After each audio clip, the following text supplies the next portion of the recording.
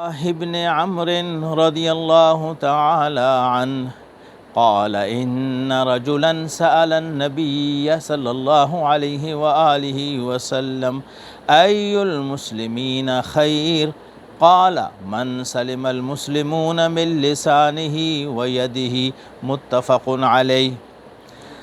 بخاری اور مسلم شریف کی یہ حدیث مبارکہ ہے،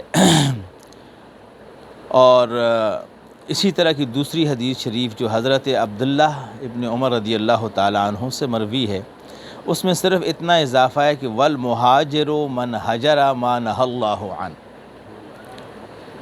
مفہوم کیا ہے کہ مومن کون ہے، مسلمان کون ہے، کون سا مسلمان بہتر ہے۔ ہم سارے اپنے آپ کو مسلمان کہتے ہیں، تو کون سا مسلمان افضل ہے، کون سا مسلمان ارفع ہے، کون سا مسلمان اعلیٰ ہے، کون سا مسلمان اللہ کے قریب ہے، مقرب ہے، اسے اللہ کی رضا حاصل ہے۔ تو فرمایا من سلم المسلمون من لسانہ و یدہ، یہ وہ مسلمان ہے کہ جس کی زبان اور ہاتھ سے دوسرے مسلمان بھائی محفوظ رہیں، ہاتھ سے بھی محفوظ رہیں اور زبان سے بھی محفوظ رہیں۔ چغلی، غیبت، جھوٹ، گالی گلوچ، بہتان درازی، تشنام درازی، الغرض، اس نوعیت کے جتنے بھی حسد، تکبر، غرور، اس طرح کے جتنے بھی برائیاں ہیں جو زبان کی برائیاں ہیں، فرمایا جس سے دوسرے مسلمان بھائی اس کی زبان سے اور اس کے ہاتھ سے محفوظ ہیں، تو میرے آقا نے فرمایا اچھا مسلمان، بہتر مسلمان وہ ہے کہ جس کی زبان اور ہاتھ سے دوسرے مسلمان بھائی محفوظ۔ لہٰذا یہ ہے مسلمان کی تعریف۔ اب مسلمان کے اندر ہی دوسری حدیث شریف میں مہاجر کی تعریف ہمارے آقا نے بیان فرمائی، بڑی پیاری فرمائی۔ والمہاجر من ہجر ما نہی اللہ عنہ، مہاجر وہ ہے کہ وہ اس چیز کو چھوڑ دے جس سے اللہ نے اس کو روکا ہے۔ اب اللہ کے نبی جانتے تھے ایک وقت ایسا آئے گا کہ مسلمانوں کو ہجرت کی ضرورت نہیں پڑے گی۔ الحمدللہ آج پاکستان میں ہجرت کی ضرورت نہیں ہے، اس لیے کہ ملک اسلام کا ہے، دین اسلام پر کے قوانین اگرچہ یہاں لاگو نہیں ہیں، لیکن نام اس کا ایک اسلامی ملک ہے۔ اب یہاں سے ہم ہجرت نہیں کر سکتے، ہم پر ہجرت یہاں واجب نہیں ہے، فرض نہیں، تو کیا جو یہاں کے رہنے والے لوگ جنہوں نے ہجرت نہیں کی، کل قیامت کے دن وہ ہجرت کی فضیلت سے محروم ہو جائیں گے؟ چونکہ ہجرت کی بھی ایک شان ہے نا۔ قیامت کے دن مہاجر کو، جس نے اللہ رسول کے لیے ہجرت کی ہوگی، اسے اعلیٰ اور عرفہ مقام ملے گا، اسے تاج پہنایا جائے گا، اس کی پہچان ہوگی۔ تو کیا ہم لوگ مہاجر ہونے سے محروم ہو گئے، ہمیں مہاجر کا درجہ نہ ملا؟ تو حضور میرے آقا نے اپنی رحمت سے اور اپنے کرم سے، کہ آپ مالک و مختار ہیں، آپ نے یہ آئین دے دیا کہ نہیں، ہر زمانے کے لوگ جو ہجرت ظاہری طور پہ کر سکیں یا جو ظاہری طور پہ نہ کریں، مسلمان ملک میں، امن والے ملک میں رہ رہے ہیں، انہیں ہجرت کی ضرورت نہیں ہے۔ فرمایا وہ بھی قیامت کے دن مہاجرین میں شامل ہو سکتے ہیں، اور اس کی پہچان یہ ہوگی کہ جو شخص دنیا میں ایسا گناہ کہ جس سے بندے کا نکلنا مشکل ہو، ایسا گناہ جس کو چھوڑنا مشکل ہو، ایسا گناہ جس کی بندے میں عادت پڑ گئی ہو، اسے کہتے ہیں نا گھٹی پڑ گئی ہو، تو ایسا گناہ چھوڑ کر اس کے مد مقابل نیکی کی طرف جانا، یہ اللہ کے نبی نے اللہ کی عطا سے یہ اس کو یہ مقام دیا کہ وہ مہاجر ہے، وہ مہاجر ہے۔ تو اب ہم نے، اگرچہ ہم وہ مہاجر تو نہیں ہیں، ہمیں ضرورت نہیں ہے ملک چھوڑنے کی، لیکن اگر ہم مہاجر کا درجہ پانا چاہیں تو اس کے لیے کہ ہم میں سے ہر شخص اپنے اس گناہ کو وہ بہتر جانتا ہے کہ کون سا گناہ اس کی ذات میں ہے، کون سی ایسی صفت ہے کہ چاہنے کے باوجود نہیں چھوٹتی، منہ کو لگ گئی ہے، تو اس کی صورت یہ ہے کہ اللہ کی رضا کے لیے جب وہ چھوڑے گا تو وہ مہاجر بن جائے گا۔ دوسری حدیث شریف عن ابن عمر رضی اللہ تعالی عنہما ان رسول اللہ صلی اللہ علیہ وآلہ وسلم قال المسلم اخو المسلم۔ حضرت ابن عمر رضی اللہ تعالیٰ عنہ سے یہ راوی حدیث شریف، آپ فرماتے ہیں کہ سرور کون و مکان ارشاد فرمایا، مسلمان کا بھائی، المسلم اخو المسلم، مسلمان کا بھائی، اور یہی نظریہ قرآن کریم نے بھی ہمیں عطا فرمایا، لا یظلمہ ولا یسلمہ، من کان فی حاجت اخیہ کان اللہ فی حاجتہ، ومن فرج عن مسلم کربۃ فرج اللہ عنہ کربۃ من کربات یوم القیامہ، ومن ستر مسلما سترہ اللہ یوم القیامہ۔ اور یہ حدیث شریف بھی بخاری اور مسلم اور ترمذی کی حدیث شریف ہے۔ یہ ایک ایسا آئین اللہ کے نبی نے دیا، ایسا آئین ہے کہ اگر ہم اس کی گہرائی میں پہنچ جائیں ہمارے سارے دکھڑے ختم ہو جائیں۔ آئین کیا ہے کہ مسلمان کا بھائی ہے، نہ تو وہ اس پہ ظلم کرے گا اور نہ ہی مشکل وقت میں اس کو بے یار و مددگار چھوڑے گا۔ مشکل وقت آئے گا تو وہ آگے بڑھ کر کے اسے کوشش کرے گا سہارا دینے کی۔ تو فرمایا من کان فی حاجت اخیہ، جو بندہ اپنے کسی بھائی کے کام میں لگ جائے کہ میرے اس بھائی کی مشکل ہے، اس کے لیے سفارش کروں، اس کے لیے اس کی کسی طرح سے مدد کروں، تو جو اپنے مسلمان بھائی کی مدد میں لگ جائے، کان اللہ فی حاجتہ، اللہ اس کی حاجت میں لگ جاتا ہے۔ بندہ اپنے مسلمان بھائی کے کام کے لیے نکل کھڑا ہوا، اپنے کام چھوڑ دیے، اپنے معاملات چھوڑ دیے، رب کریم فرماتے بندے تو نے میری رضا کے لیے اپنے ایک مسلمان بھائی کی مدد کا سوچا ہے، لہذا وہ کام جو تجھ سے رہ گئے ہیں فرمایا میں وہ کام کر دوں گا۔ اس بندے کی اللہ مدد فرما دے گا، اس کی بیماریاں دور کر دے گا، اس کی مشکلیں آسان فرما دے گا۔ تو کتنا بڑا آئین اللہ کے نبی نے ہمیں عطا فرمایا۔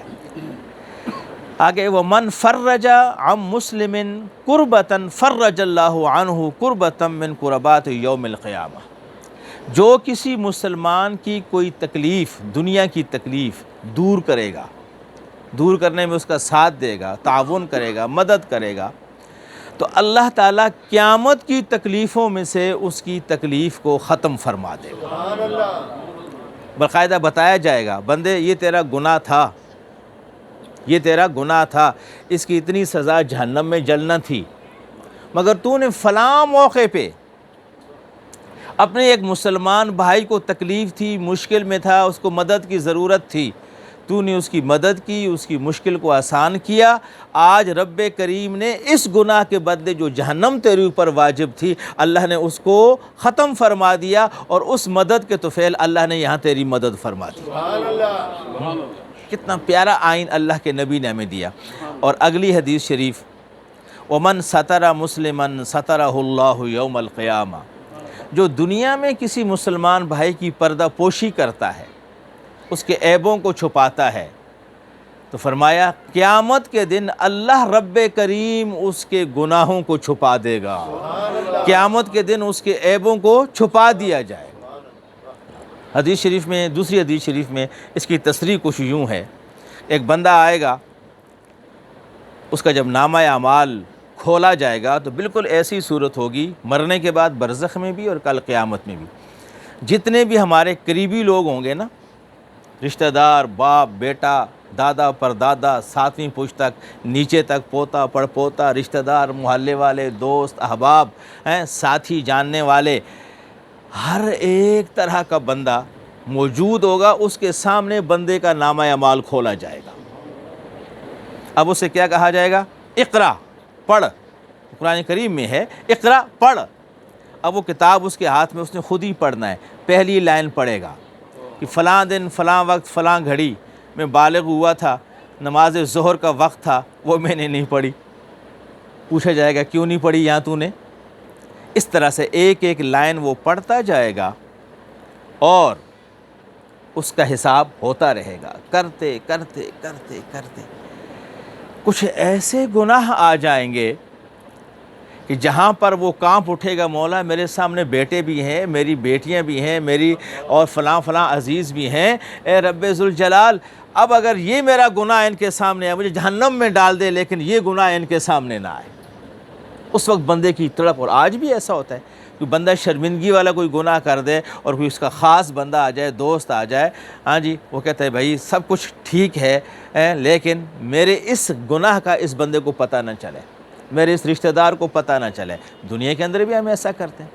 تو قیامت کے دن جب وہ پریشان ہوگا تو اللہ رب کریم کی طرف سے فرشتوں کو حکم ہوگا, میرے فرشتوں, میرے بندے کے یہ جو فلاں فلاں گناہ ہیں ان گناہوں کو چھپا دو, اس لیے کہ یہ دنیا میں دوسروں کے پردے رکھتا تھا, دوسروں کے راز سنبھالتا تھا, دوسروں کے عیبوں کو بیان نہیں کرتا تھا. تو آج اس طرح کے جتنے بھی گناہ ہیں انہیں چھپا دو. اب جب گناہ چھپا دیے جائیں گے ان کو سے کہا جائے گا بھئی یہاں سے چھوڑ دے, آگے سے پڑھ, وہ بڑا خوش ہوگا. اچھا, پھر حضور علیہ السلام نے فرمایا اللہ تعالیٰ کریم ہے نا, کرتے کرتے کرتے ایک موقع ایسا بھی آئے گا.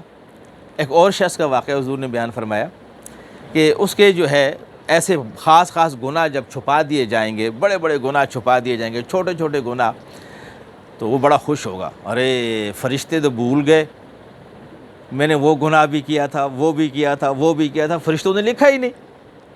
اچھا, جب اس چھوٹے گناہ سامنے آئیں گے تو اچانک اللہ رب کریم کی جانب سے حکم ہوگا, میرے اس بندے سے کہہ دو کہ تیرے جتنے بھی گناہ ہیں ہم نے ان گناہوں کو نیکیوں سے بدل دیا. جب وہ یہ سنے گا تو وہ خود ہی پکار اٹھے گا, وہ کہے گا یا اللہ وہ میرے بڑے بڑے گناہ بھی تو تھے. کیوں کہ اب چھوٹے گناہوں پہ نیکیاں مل گئی ہیں, وہ جو بڑے بڑے گناہ تھے خود ہی بیان کر دے گا تاکہ ان گناہوں پر بھی مجھے اللہ تعالیٰ نیکیاں عطا فرما دے. اور آج بھی ایسا ہے, اگر کوئی شخص کسی کامل مومن ولی کامل کے ہاتھ پر بیعت کرے, اس کے سامنے توبہ کرے, تو اللہ رب کریم توبہ کر کے اس گناہ, اصل میں بیعت توبہ ہے, یاد رکھیں, اصل میں بیعت کیا ہے؟ توبہ ہے.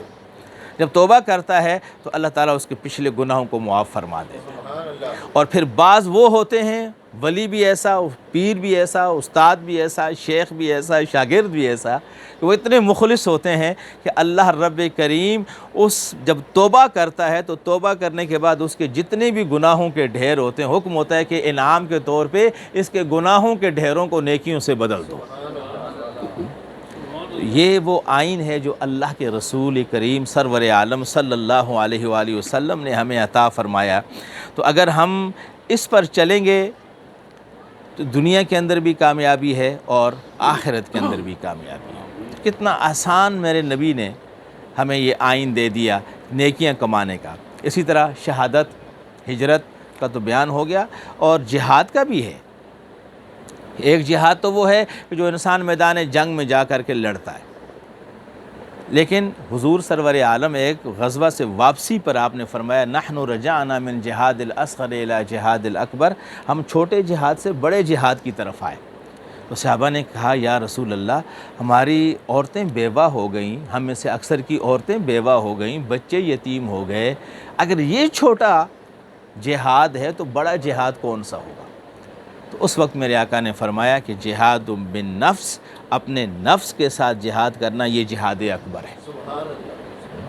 تو ہم میں سے ہر ایک بندہ مجاہد بھی ہے, مہاجر بھی ہے.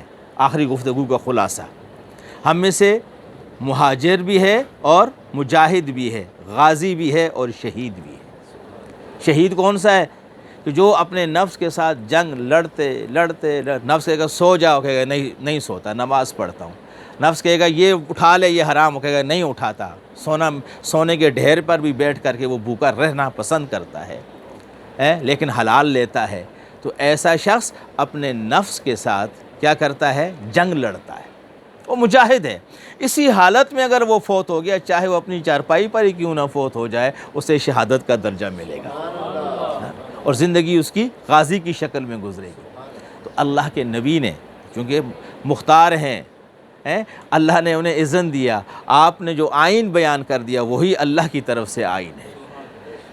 تو اللہ رب کریم ہماری اس محفل کو قبول فرمائے, اور جو حدیث شریف کا درس مختصر آج میں نے بیان کیا, اس پر ہم سب کو عمل پیرا ہونے کی توفیق نصیب فرمائے. اور یہی صفات ہیں ایک مومن کی, اللہ تعالیٰ مومن کی صفات سے ہم سب کو متصف فرمائے.